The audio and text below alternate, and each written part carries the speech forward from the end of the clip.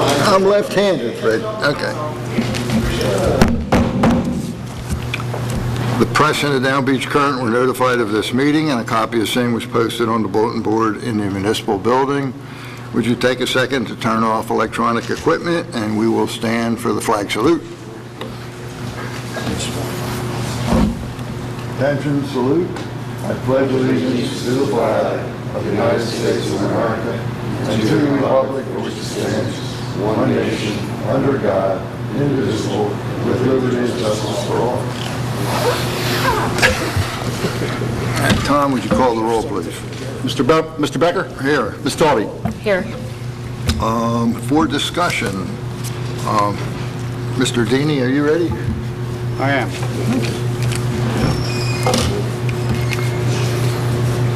The first item on the agenda deals with health insurance brokers, and as you know, on an annual basis, the city contracts with one or more health insurance brokers. I have proposals here from two different organizations, Professional Benefit Consultants and Innovative Risk Solutions. And both of those professional service vendors have been vendors with the city for some period of time. Their proposals are for the identical amounts, $12,500 each, as they have been at least for the last 2 years, probably longer. The only reason for bringing it up now is it's at the workshop. There's no vote scheduled for tonight, but there would be a resolution for you to consider at the next meeting on November 21st with respect to this issue. That's it for that. Do you have anything else, Rich? Yes, not on that. If there's any questions, no other questions. I have none. Do you have any questions? We're fine. Okay. We also have a resolution on tonight's agenda that we did speak of really a couple of months ago, but we just have neglected to get it on the regular agenda, and I just wanted to bring it up again on the workshop agenda just to remind you. That would be to appoint Jim Galantino as the CRS coordinator. Jim has worked closely this past year with Lisa. Lisa's been, for the last several years, the CRS coordinator, and as you know, we're one of only 2 or 3 municipalities in the state to receive the rating that we have, which I believe is a 5, which is the best rating in the state, tied for the best rating in the state, and that means there's a very large flood insurance discount for every resident of Margate. That's approaching 20%, if my numbers are correct. 25%. So as high as flood insurance rates are, we all get a 25% discount as a result of a lot of work on an annual basis by not only Lisa and Jim, but the Public Works Department and other departments that comply with the kinds of things like cleaning drains and helping with all kinds of flood prevention measures. So it amounts to one of the largest grants that we work on an annual basis, because it's worth probably $1.5 million or $2 million a year collectively to all residents in terms of discount, and it's going to increase greatly in the future as flood insurance costs go up. So the whole purpose of bringing it up today is to indicate that Jim is going to take over as the CRS coordinator. He'll still get assistance from those of us in the administration as we need to. So thank you very much, Jim. There's a resolution on the agenda for the Commissioner's consideration.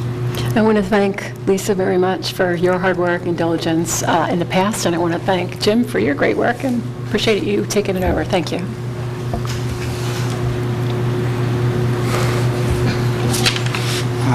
The next item on the agenda, I'm going to turn over largely to Jury, but it's a request from Atlantic County that's been reviewed internally by our staff regarding mutual aid. Jury? There is a request from the county that we put in writing a mutual aid agreement They gave a sample of what the agreement is to be.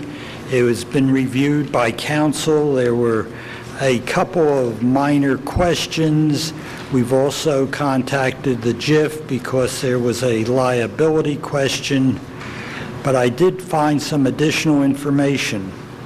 The agreement puts in writing what both the fire department and the police department presently do regarding mutual aid between the cities, between Margate and the other cities that they assist. The wording itself comes from an old fire service agreement, and the wording is the same as the inter-county mutual aid agreement, which has been passed by 20 of the 21 counties in New Jersey. In Atlantic County, 17 communities have passed the wording as of yesterday.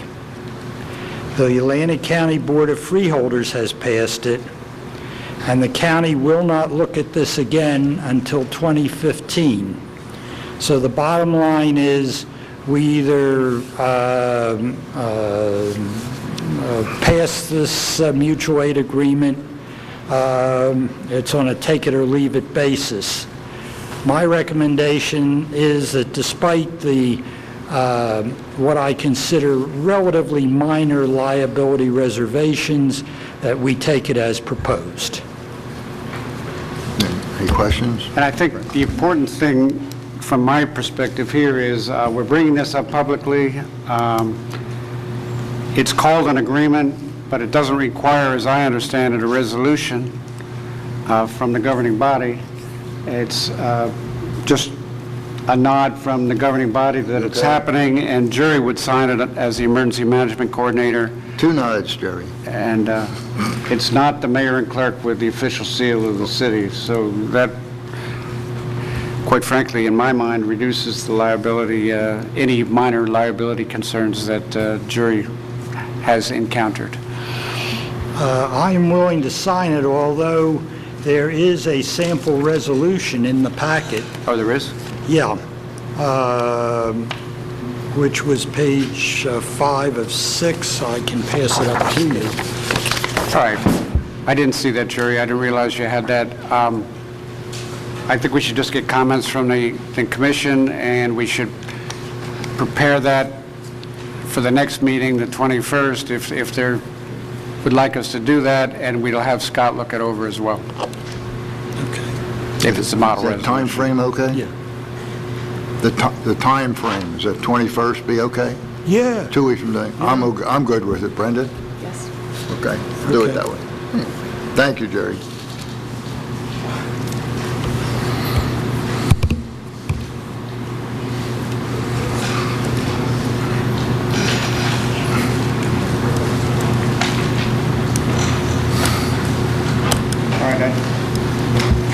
The last item on the agenda under my name at the moment deals with Washington Avenue.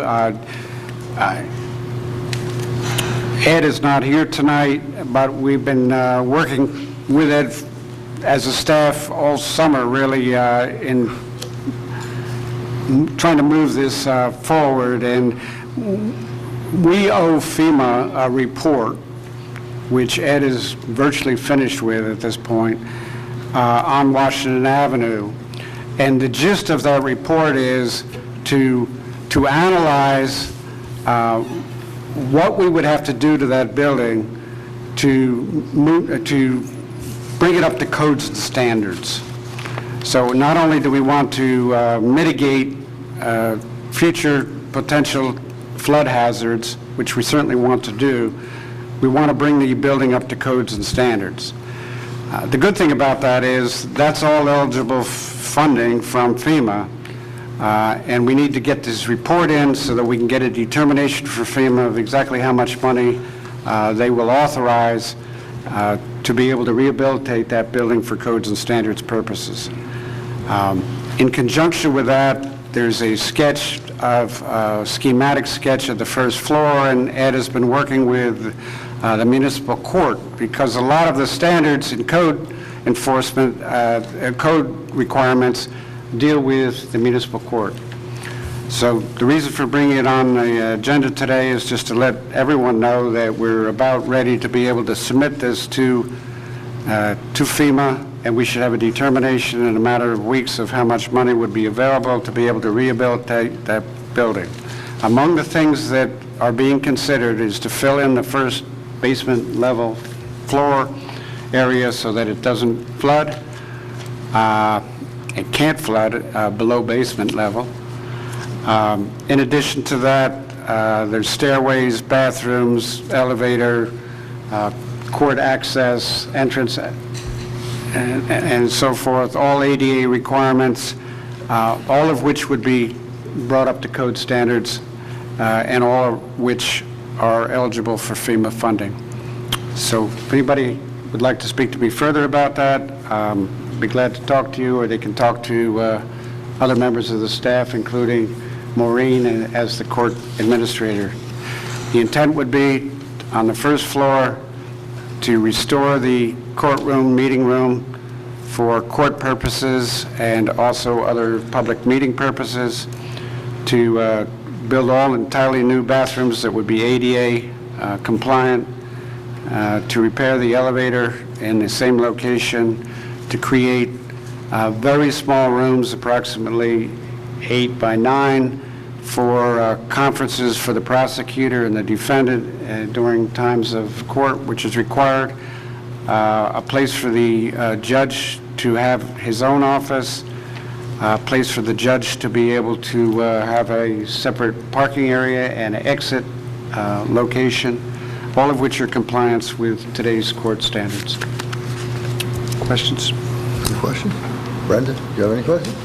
We're fine, Rich. We're fine. I'll have some other things as we go around the department, but that's the last thing that's on the agenda for me. Thank you.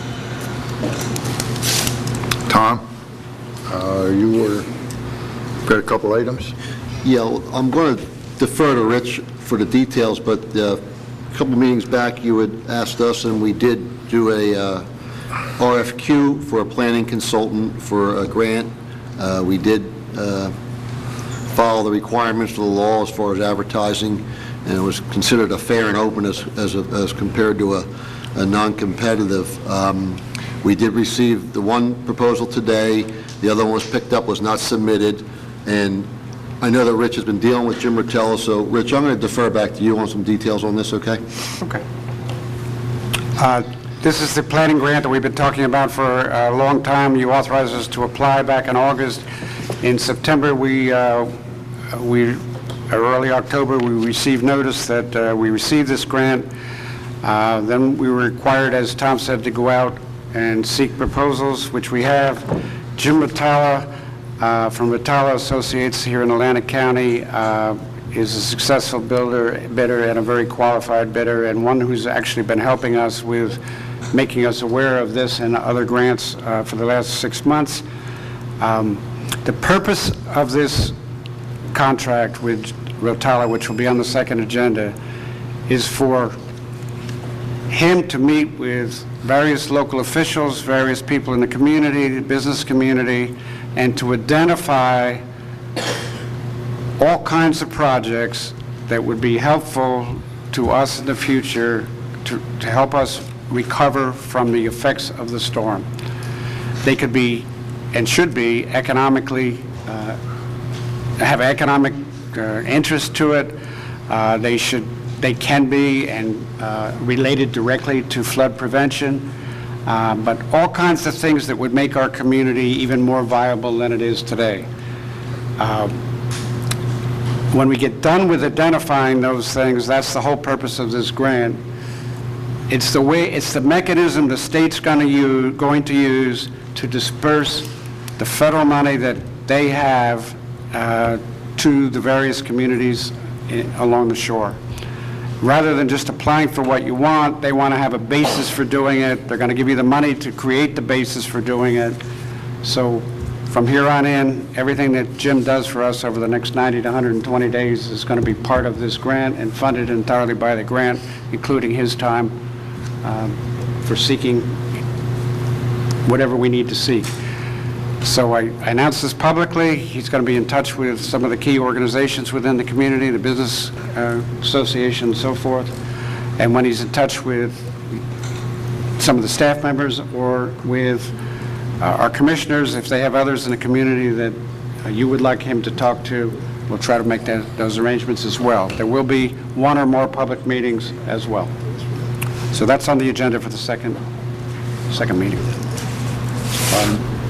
The other item we discussed, I believe it was last meeting before, about the options as going forward with ice cream vending. I talked to Scott briefly about it, but with the election and some other issues we had this past week, we didn't come to a conclusion.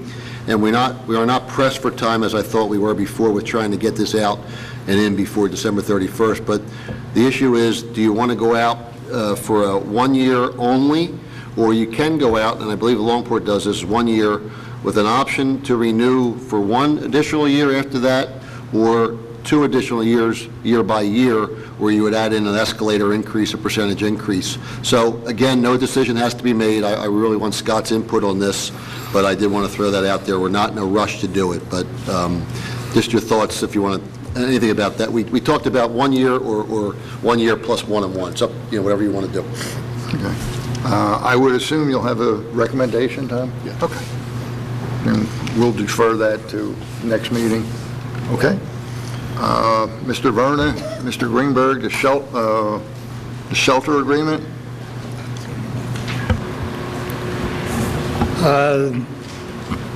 The bad news is that we most probably did not get the grant to utilize this building to have a generator in order to utilize this building as a shelter. Now, Atlantic County has changed its thinking regarding an evacuation. And when we have an evacuation, the evacuation means that people will be moved offshore to a shelter. As soon as possible, after that, the county is going to close those shelters and move the people back into the individual communities. That means that Margate itself will be responsible to take care of, at this point, an unknown number of people somehow.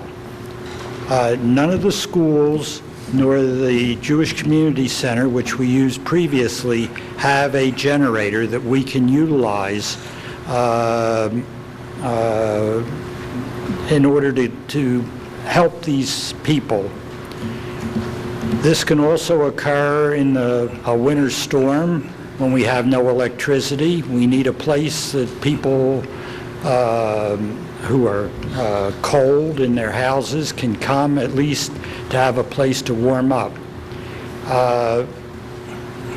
I think that we should consider putting a generator into this building from an emergency management standpoint.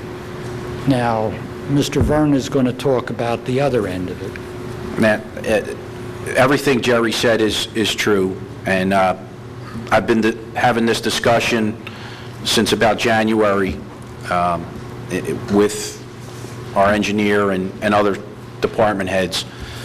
But the reality of this is that it doesn't have to be a hurricane. It could be a derecho again. Whatever the case is, if the electric goes out for an extended period of time, this building is out of service. And that means no municipal building, no communication in or out, no computer networking anywhere. So we would officially be out of service as a municipality if this building shuts down. Police department and the fire department both have backup generators, so they would be able to function without any downtime. But this building, since we're pretty much permanent here, needs to have a generator to support what we do here. Not only as a shelter, but also as a municipal building. We cannot operate without a generator. So, like Jerry said, it doesn't look like the grant's going to go through for the generator. I believe our next step would probably be to have it included in a capital purchase to get it done, but one way or another, we have got to have a generator running this building. We can't be out of business. I have a question for Fred or Jerry. We've used the Jewish Community Center as a shelter, and I know we've had a generator over there. Were we leasing one for over there? Just No, we weren't leasing one. We have our generator that we actually drove over there, parked it outside, and ran a cable inside the building to plug in and so that's a utilize. portable one. Yeah. All right. So how much would one cost to do what we need to do in this building? Do we know that yet? I could guesstimate it for you. Probably a $500,000. It's a pretty big building. The temporary, the generator that we have, we could use temporarily if we had an emergency today. In this building, you could plug it in, and I think it would work this room, Okay, okay. but I don't think it would work it completely. And there's a question whether, under winter conditions, whether it would work the heat. Okay. There's no heat. The purpose of bringing it up tonight in conjunction with the shelter agreement is to make everybody aware, including the commissioners, that if we're entering into a shelter agreement, which we're being asked to do by Atlantic County, this is part of the big picture with respect to not just the shelter agreement, but other things. And I didn't want us to be able to just say to you, well, let's do the shelter agreement, because we've been talking about, as an emergency management committee, including the police chief and the fire chief and public works, for a long time about our capability of using this building, including cooking facilities and bathroom facilities, and how ideal this building, this room, can be. But we need to know that we have limitations with respect if powers are not out, which is likely to be not available if people are not in their homes. Now, I believe we should include this item in our capital plan. Now, our capital plan is the purpose of it is a plan to say these are the kinds of things that we need. And we're also going to include it with Jim Rotala and what I was just speaking about in terms of how are we going to get ourselves back going again. Well, this is a major need that this community has, this emergency generator. So the more we talk about it and the more we see how widespread the need is, it's important. I had a meeting with Jim today, Rotala, and made him aware of this specific need, and he thinks that there are other opportunities that will be coming down to help fund this from a variety of sources, especially because there are really 5 reasons why we need this generator. We need it just like every other municipal operation. Every other municipal building that I know of any size at all, has a generator to operate, so you can continue your operations during the time of a crisis.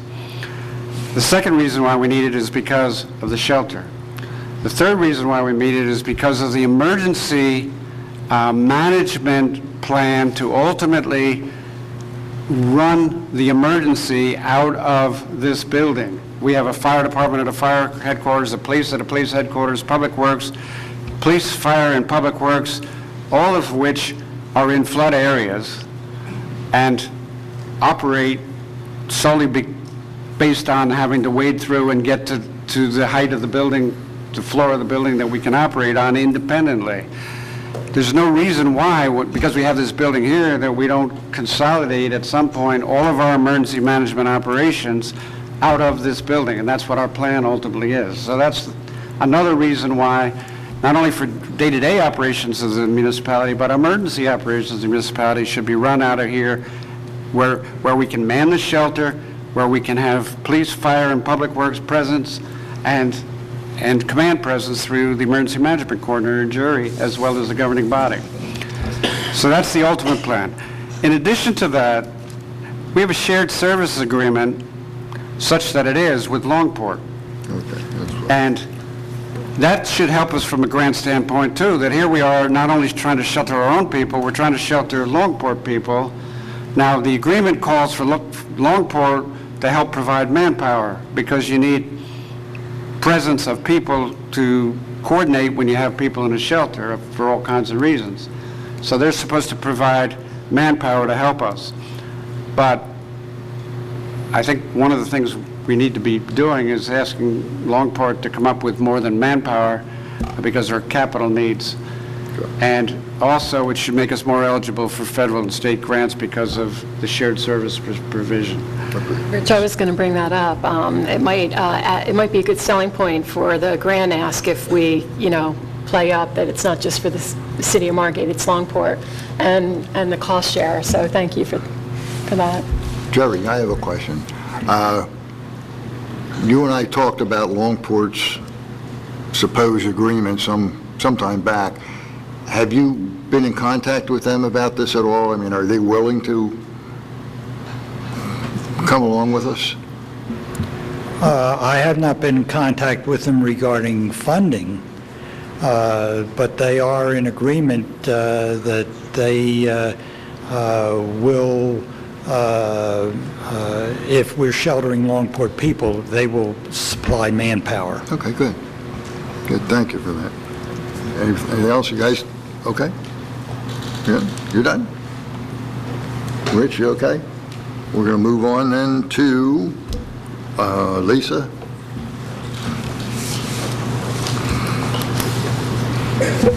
Good afternoon.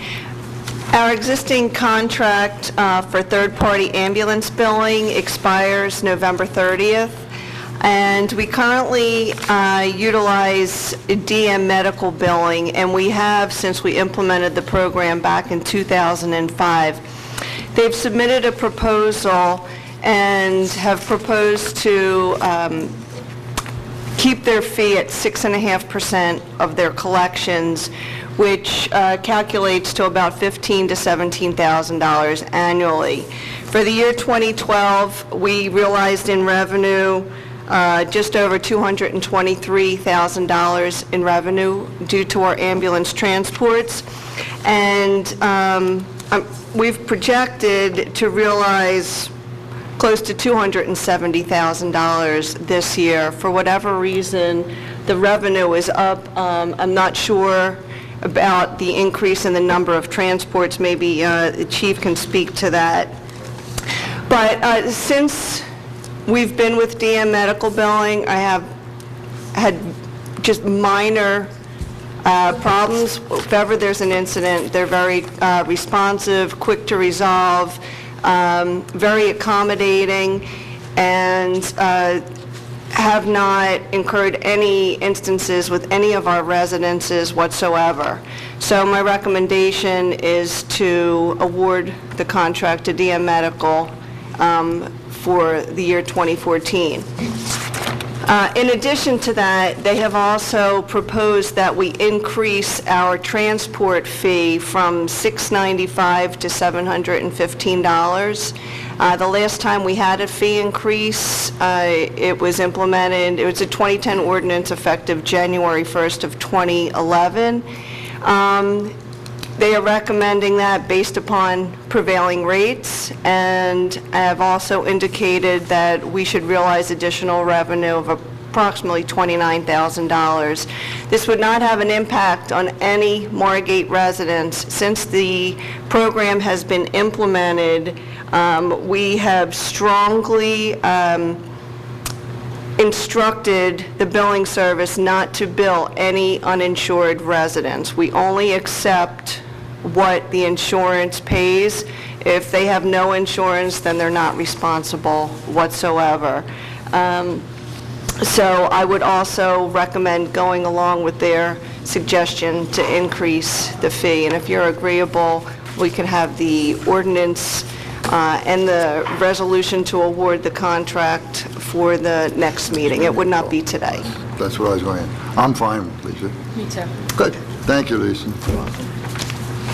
All right, at this point, we'll go to department reports, and Chief Tabasso, why don't you begin? Just to dovetail into what Lisa was speaking about, calls on the EMS side have been on the uprise in the last few years. I know especially in 2013, it's the storms involved have also contributed to that, just in case you were wondering. Otherwise, we'd have to do a more in-depth study. Otherwise, everything's good in the fire department. Thank you, Chief. Frank? Yeah, the parkway trees are now all trimmed. Next week, we're going over to the ACUA. They're donating trees to the city and to other municipalities. We're picking up about 20 or more trees. There'll be dogwood and oak trees. So we have different places where we would like to plant them in playgrounds, especially down on Burke Avenue across that field there. We're going to plant some trees, so it ought to make the town look a little better. Forkett River was in. They're our contractor for the generators, and they're going to do their winter setup. Also, we've been working on our own building over at Public Works, which is still damaged from the hurricane, and we're almost finished. We're almost ready to start painting. That's all I have. Thank you, Frank. Sure. Lisa, you're back. Hi. I have one other thing. Spoke with Ramona from Innovative Risk Solutions, and she had forwarded me the results of their marketing for health insurance to go fully funded with another carrier other than the state benefit plan, or to go self-insured. They solicited quotes from 5 carriers and received no responses for the medical coverage. They received 1 response for prescription coverage, and that would be for self-insured. And after doing their analysis, comparing what the rates would be and factoring in our current claims experience, which the medical claims experience is at 105% and the prescription is 133%, which is why we didn't receive a large response from the carriers. And they are recommending to remain with the state health benefit plan, because if we were to change at this time and go self-insured, there would be an additional cost estimated at $500,000. And that's all I have right now. Thank you. Rich? A couple of other things that weren't on the agenda. We are beginning to look at our administrative code, the clerk's office, myself, together in a joint project. We are starting with the Public Safety Department and just making sure that our administrative code is current with state regulation as we understand it. And we'll be reviewing that and getting back to you on a piecemeal basis. We expect that there will be, limited changes, but we want to be able to assure ourselves that we're consistent with state code in all the areas that we can do that. We'll do as much as we can with that internally, and it'll be an ongoing project that'll start with public safety and go through the entire organization. Probably take us the better part of the year to do that, but we'll start with public safety. Second, I want to report that, and like the clerk to put on the workshop agenda for the next meeting, a discussion as it relates to bulkhead heights. We've been in touch with the engineer on a continuing basis, and there have been discussions of various subgroups with respect to building height, to include our solicitor. And I expect at the next meeting, if we put it on the workshop, that Ed will have a formal written report with a formal written recommendation on ordinance changes that might change the building height for bulkheads, both on the ocean side and on the bay side. I don't think they'll be dramatic, but there'll be a change. First of all, the data is different datum than it used to be, and that whole nomenclature has changed. But there will be a recommendation from our engineer.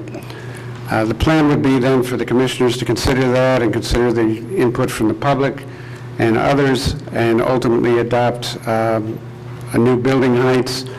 Then that all would be sent to the planning board. The planning board would then consider all of those ramifications with respect to zoning, probably all during 2014. But that seems like the preferred way of going after long discussions with our solicitor, and at least we'll open up that discussion on November 21st. Also, as relates to bulkhead height, there are some new opportunities that are opening up with the federal government relative to monies that might become available for helping fund bayside bulkheads. There's never been any money that's been available, and obviously dredging is an issue in the back bays, but so are bulkheads.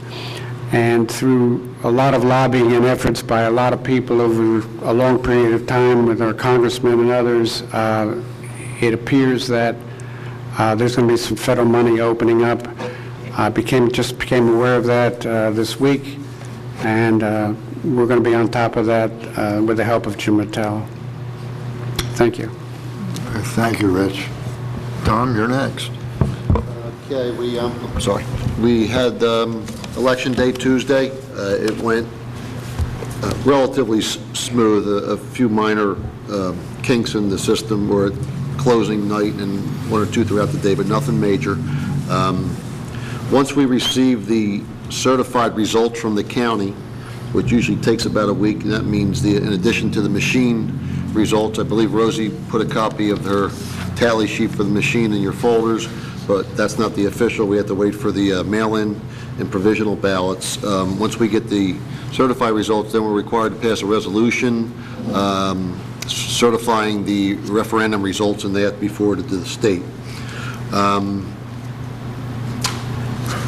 Busy time right now with the Revenue and Finance Office with taxes coming in, water and sewer excess bills coming in. And in that regard, the water and sewer excess bills, we're seeing and hearing a few little problems, not as bad as the regular bills, but similar in nature to the regular problem where people got hit with extremely large excess bills. And they're more likely and probably related to the hurricane, but we're asking for proof of a plumbing repair or et cetera, whatever they had done. And what we will do is, I'm telling you now, we may be coming, like we did before, coming back to you and saying there may be some adjustments if they're warranted. Rich and I have discussed them again, but we won't be obviously doing anything until we bring them to you and do a resolution. And the last thing I had was I saw just now and opened in the mail, I don't know if everybody saw it, there was a letter from ACUA about, this came today from Sustainable Jersey, about $200,000 in new grant money with applications due January 26th. Again, I just saw it. I don't know if any of you saw it or not, but that just came in today's mail. And that's all I had. Okay. Thank you, Tom. You're welcome. Roger?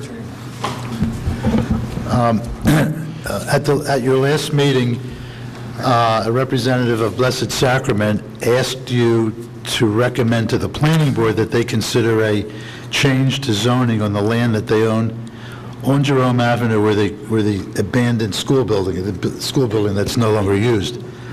The planning board took that up last week, or at its last meeting, and voted 5-2 to recommend to the commissioners that you make the change they would like to make, which is 150 feet of frontage on Jerome Avenue be changed from S60 to S30. And by doing that, they would get 3 lots and would not be able to re-subdivide it in any way. And that was by a vote of 5-2. That was passed along to you by a letter from Solicitor Bergman of the Planning Board.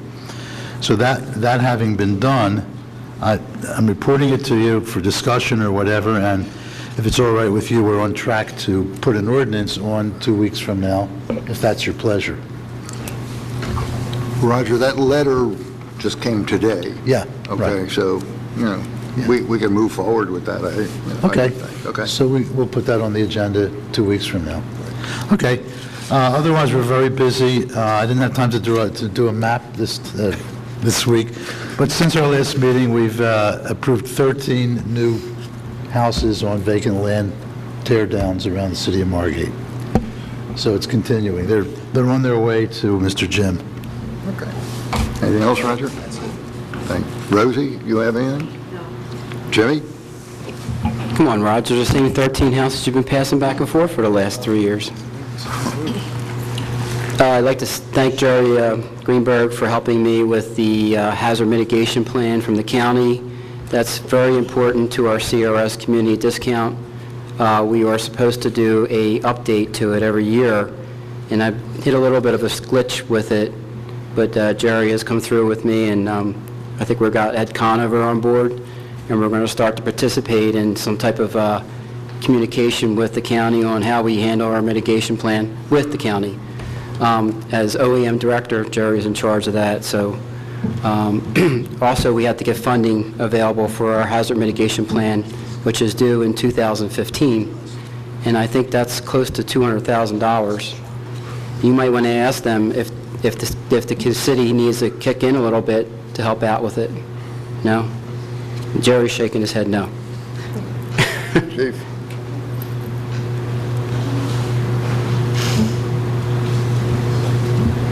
The county mitigation plan was set up with a grant and with the county again requesting to get a grant for $200,000 so that they would write the mitigation plan not only for the county but for all the communities in the county.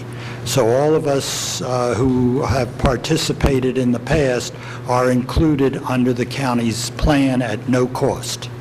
That's great. Good. Glad to hear that. I would like to, there's an example of a flood insurance policy just recently come in from a house that was done on Kenyon and Amherst.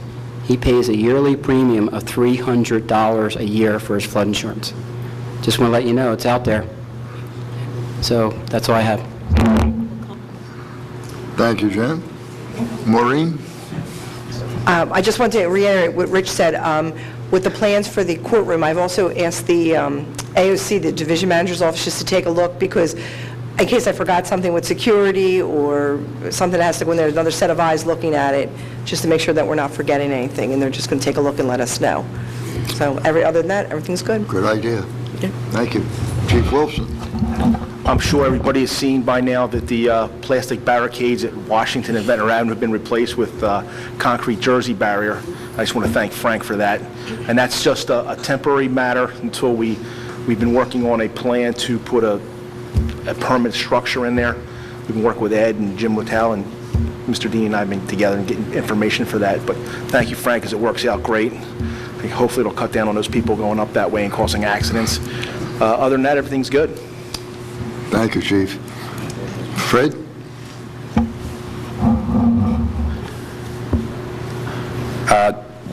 We've been having more meetings as it relates to radio communication in the city between dispatch and the fire department and public works. These meetings have been going on now for about a year and a half with the county, with the county's involvement. It all has to do with an upgrade. They call it Project 25. Has to do with the type of radio frequencies, narrow banding and such. But we have been meeting with them quite a bit, and we're going to have another meeting next week. And the bottom line here is that all of our radio communications have to be upgraded to meet the standards. And along with that upgrading is a pretty hefty price tag. So We're going to have another meeting, like I said, next week, and then I should have a better idea on the cost to do that upgrade. It doesn't have to be done all at once, and it's certainly something that we could do in phases, but as I'm thinking about it, I don't know if maybe Jim Rotella, I don't know if there's any grant money out there for anything in public safety as it relates to radios. We might want to try and get some grant money for that. And if I can interrupt, I'm sorry, Fred, but we're talking about fire and police radio. There was some discussion about sharing dispatch a long time ago, and Chief, maybe you can, I think our radios did match. Is this an opportunity to be on the same page so we can do dispatch or no? We are, this basically has nothing to do with countywide dispatch. We would still have to purchase the radios. It does allow more accessibility to the county. It's just an upgrade. Just to dovetail on what Fred said, the last time we upgraded our system was either 1996 or 98, I can't remember, because I was the one that spearheaded the project, and we spent $500,000 back then on the 800 megahertz. So that's how long these radios have lasted, and they're at the end of their service life. And luckily, with this Project 25 deal that's coming through, it allows the one company had the monopoly on the 800 megahertz system. Now, with Project 25, it's an open, competitive market, so it's bringing the prices way down. Not where we like them to be, but much better than they were. So, but it's been 1998. To dovetail on Commissioner Taube's question, will we be compatible with other districts? We are compatible now. Well, yeah, okay. Well done, but you know what I mean. Yeah, oh no, we are compatible now with countywide. As a matter of fact, the county is the one that operates the switch for the radio system. Okay. So we are compatible now. Good. Thank you, Chief, and thank you. Go ahead, Fred, I'm sorry. I won't thank you yet. I wouldn't thank me either. But like I said, this isn't something new. It's taken this long for us to get to the point now where we can actually estimate what it may cost us to do this upgrade. And like I said before, it's not something that we have to do all at once. It would be nice to do it all at once. We could phase it in. And, oh, by the way, the old radios will be sold on our auction site, so we'll be able to recoup some of the funds. They're still valued radios. They still work, and they're still worth something. So we'll be able to sell them and recoup some money anyway on the old equipment.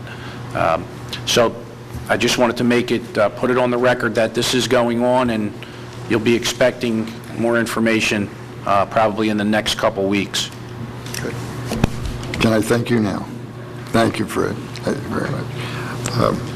Commissioner Taube, do you have anything to add? No. And neither do I. At this point, we will open to public comment. You have 3 minutes to discuss anything that was discussed here at this meeting.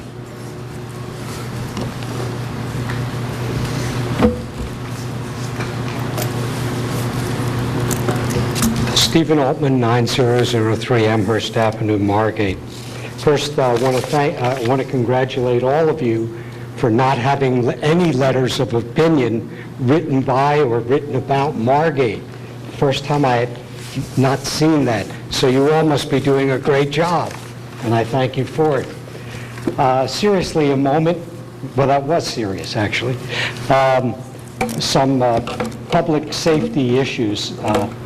I'm finding that with daylight savings time passing by, we're now into standard time, it is getting harder to cross streets in Margate. And I would like to suggest that we do something to remind people again to cooperate with pedestrians in crosswalks.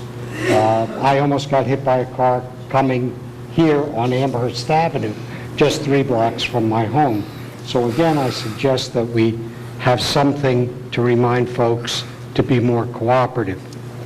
The second thing I'd like to raise in public safety is, as I'm finding, and you'll keep this amongst yourselves, don't repeat it back to my mother, but as mother gets older, things like technology and 911 become more difficult for her.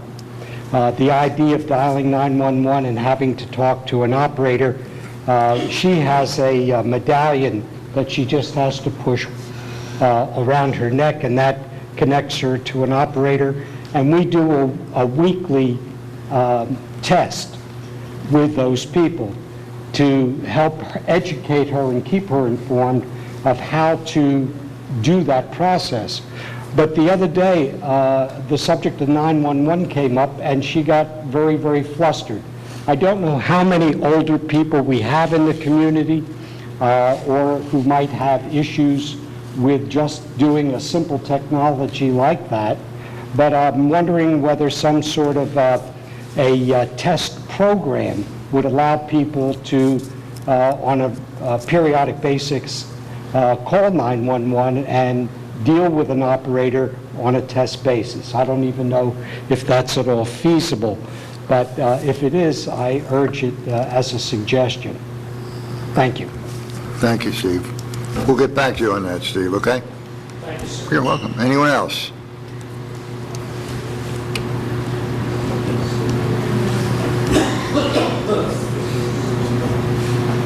Pool 22 West Drive, a quick question for the emergency manager, Mr. Greenberg.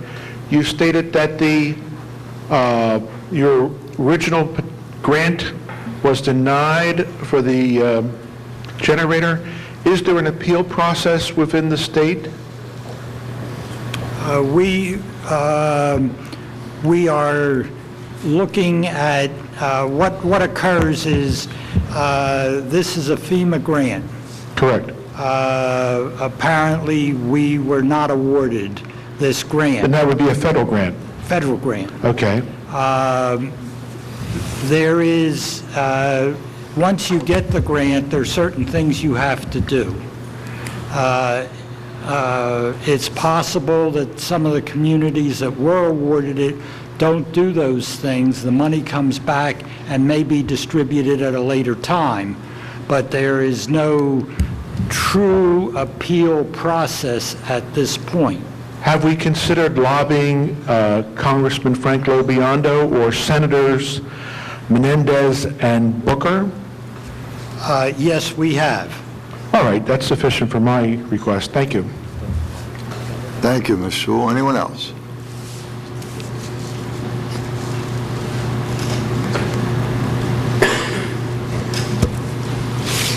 Karen Simon, 424 North Thurlow Avenue. Mr. Deeney, in regard to the raising the bulkheads, Mr. Deeney, in raising the bulkheads, the federal money, is that just for, Mayor, is that just for the Back Bay area?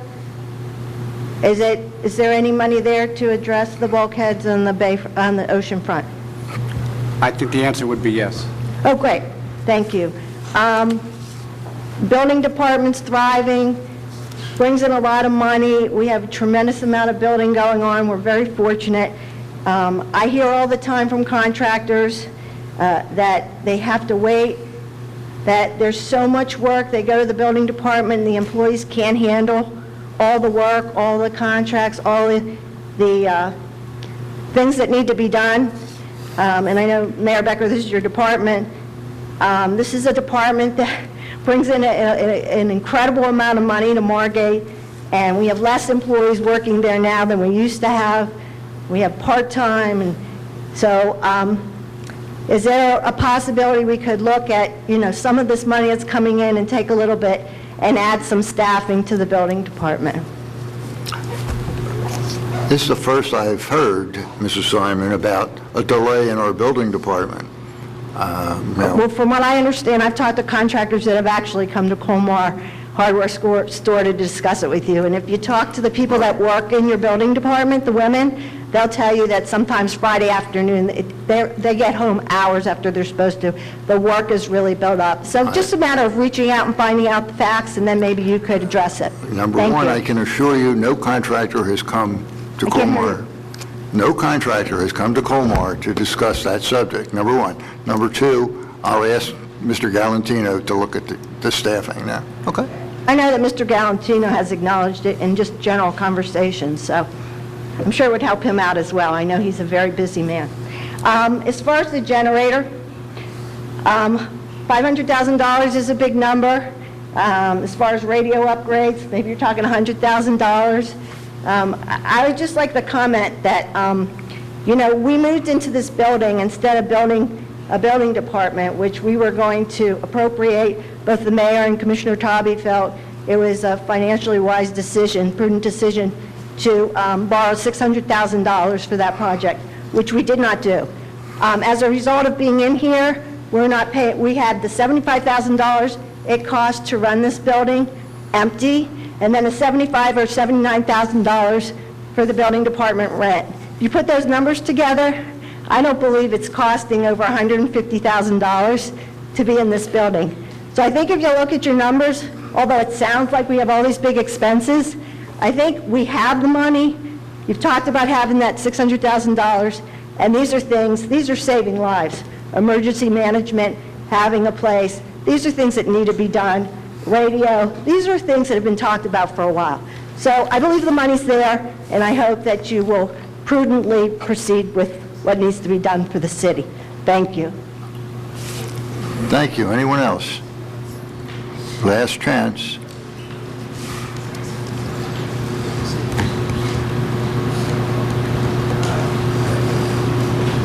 Good afternoon, Fred Weinstein, 15 South Cedar Grove Avenue in Margate. Given the recent referendum results, You can do that at the next meeting, Fred. At this meeting, you can only talk about things that were discussed at here. Okay? Thank you. You're welcome, sir. Anyone else? Is there a motion to close public comment? I'll make a motion that we close public comment. Second. Mr. Becker? Yes. Ms. Taube? Yes. Is there a motion to adjourn the meeting? I'll make a motion that we I'll adjourn. second that. Mr. Becker? Yes. Ms. Taube? Yes. We will take a very short break and go to our public meeting. Thank you all.